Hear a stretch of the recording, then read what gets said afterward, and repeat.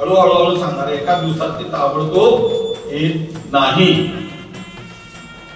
अनेक लोक यायचे, वसतिगृहामध्ये यायचे, बोलायला सांगायचे आणि त्याच्यातून हळूहळू आपल्याला हे व्यक्तिमत्व, तुम्ही सुद्धा लेखक होऊ शकता, तुम्ही सुद्धा वक्ता होऊ शकता.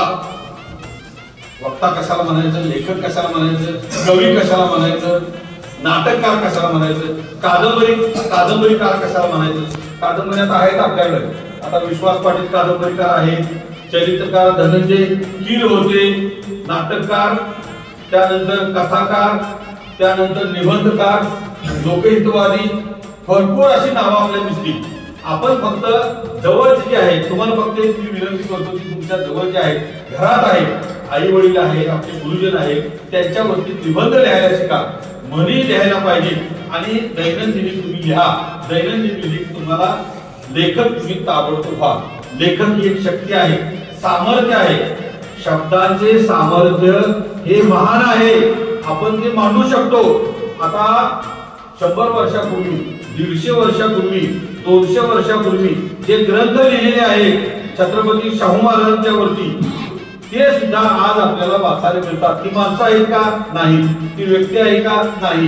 पण ती माणसं संस्कृत मध्ये, हिंदी मध्ये, इंग्रजीमध्ये लिहिलेले ग्रंथ आपल्याला मिळू शकतात. आता आमचे गाव मुक्काम पोस्ट लिंब, तालुका तासगाव, जिल्हा सांगली. मुक्काम पोस्ट लिंब हे एका पुस्तक आमचं येणार आहे. त्याच्यात काय लिहिले, सगळे पूर्व, पश्चिम, दक्षिण, उत्तर काय आहे, कसं होतं शिक्षण, आरोग्याची, शिक्षणाची व्यवस्था, ते त्याच्यामध्ये मांडलेलं आहे.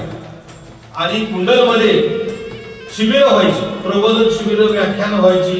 प्रत्येकाचा, आता प्रत्येकाचं जग केवढं प्रत्येकाच्या डोक्यावर असते. तुम्ही कसा विचार करता त्याच्यावरती. वेळ ही संपत्ती आहे. वेळ ही संपत्ती आपण वापरण्यावरती आहे. आता प्रत्येकाला वेळ समान असते. आता बाबा ह्या मुलाला 24 तास आहेत आणि इकडं 25 तास दिलेले आहेत का? नाही. किंवा तिकडे 10 तास दिलेले का? नाही. सगळ्यांना 24 तास आहेत. राजाला सुद्धा, सामान्य शेतकऱ्याला, कामगाराला, शिक्षकाला, विद्यार्थ्यांना, सर्वांना समान दिलेले. त्यांचा वापर आपण समान करायला पाहिजे. वेळ ही संपत्ती आहे, ती आपण चांगली वापरली पाहिजे. हा याचा महत्वाचा भाग आहे. म्हणून तुम्ही नियोजन कसं करता त्याच्यावरती आहे. त्यानंतर दृष्टिकोन. आता काय लोक, तुमचा व्यापक दृष्टिकोन पाहिजे, आभाळा एवढा पाहिजे, महान पाहिजे, मोठा पाहिजे, तर तुमचा दृष्टिकोन मोठा असल्याशिवाय तुम्ही पुढे जाऊ शकत नाही. गैरसमज करून घ्यायचे नाही. समाजामध्ये वागत असताना, राहत असताना कितीतरी दिले. आता सरांनी, निकाळे सरांनी उदाहरण दिली, आंबे सरांनी सांगितलं, मंदोम सरांनी सांगितले, भरपूर आपल्याला मिळतंय. आता ज्या वेळेला, आता मी कॉलेजमध्ये प्राचार्य होतो ना, त्यावेळेला जर वैताग आला, रोज 500-600 साहेब, आमच्याकडे 7,000 विद्यार्थी, मग ते सगळं ठेवायचं आणि वर्ग जिथं चालवायचं नाही तिथं वर्गात जाऊन मुलांच्याशी बोलायचं. एक समाधान मिळतं. पाणी पिल्यानंतर, चहा पिल्यानंतर, जेवल्यानंतर जसं वाटतंय नाही तसं वाटतंय, लक्षात घ्या. आणि ग्रंथ हेच गुरु. तुम्हाला ज्यावेळेला राग येईल, तुम्हाला संकट येतील, त्यावेळेला पुस्तक वाचायचं. जोपर्यंत आपण शांत होत नाही तोपर्यंत पहिली 5 पानं, 10 पानं, 15 पानं, 20 पानं वाचायची. शांतपणे वाचायची. तुमचं टेम्पो कमी होतो, राग हा शांत होता. हा त्याचा महत्वाचा भाग आहे. तर माझ्या कथा जवळजवळ 15 आहे. बंड्या बैलाची कथा आहे, अंतर्देशी पत्र आहे, भरपूर आहे. पण त्यापेक्षा आता तुम्हाला माझं लेखन हे कशा पद्धतीनं वाढू लागलं.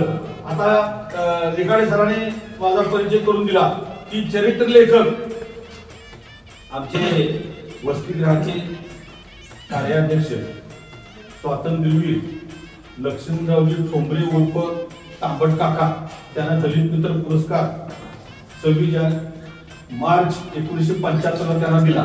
तर त्यांच्यावरती एक लेख लिहायचा होता. तो लेख कसा लिहिणार, तर त्यांची एक मुलाखत सांगली आकाशवाणी केंद्रावरती होती आणि ते सगळे लोक आल्यानंतर मग मी त्यांच्या सेवेला तिथं होतो. पण ते म्हणाले की हा मुलगा विद्यार्थी आमचा चांगला आहे आणि तो चांगल्या पद्धतीने तयार झालेला आहे. म्हणजे 8वी, 9वी, 10वी, 11वी PD, FY, SY, TY तर त्यांच्यावरती पण ते म्हणाले की मी कसा घडलो, मी असा घडलो, असं एक तुम्ही व्यक्तिचित्र लिहा म्हणजे माझं. मग मी त्यावेळेला पहिलं माझ्यावरतीच मी लेख पहिल्यांदा लिहिला आणि तो सांगली आकाशवाणी केंद्रावरती प्रसारित झाला.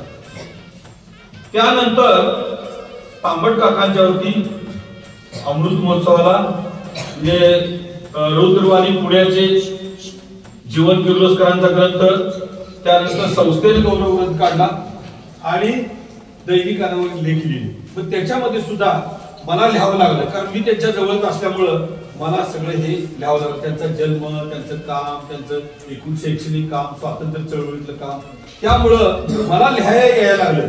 मला एक वेगळ्या पद्धतीनं आनंद निर्माण झाला आणि बाबा मी लिहू शकतो ही खात्री लागली. खरं तर प्रत्येक मूल, प्रत्येक व्यक्ती हे शक्ती केंद्र आहे. आणि मग मला एक प्रकारचा आनंद निर्माण झाला की बाबा आपण लिहू शकतो. मग मी हळूहळू हळूहळू लिहायला लागलो.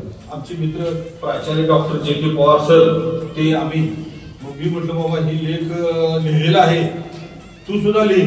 आणि दोघांची नावं घालून आपण लेख दिला ना त्यांनी, आम्ही एकत्र लेख लिहून दिला. त्यानंतर काही लोकांनी आम्हाला सुचवलं की त्यांच्यावरती एक गौरव ग्रंथ काढायचा. गौरव ग्रंथ काढायचं काय करायचं, त्याला पैसे लागतात, ते द्यायला पाहिजे, लोकांना भेटायला पाहिजे, त्यांना फोन करायला पाहिजे, पत्रव्यवहार करायला पाहिजे. मग ते लेख वेगवेगळे घ्यायचे, ते त्याचं संपादन करायचं, जे नको आहे ते काढून टाकायचं, बाकीचं फेल करायचं आणि त्यांचा एक गौरव ग्रंथ काढला आणि संपादक दोघं झालं. म्हणजे तिथं झाली 2 पुस्तकं आमची झाली. त्यानंतर त्यांचे चरित्र लिहिलं, ते सुद्धा प्रकाशित केलं. ते 50 पानाचं छोटंसं चरित्र लिहिलं.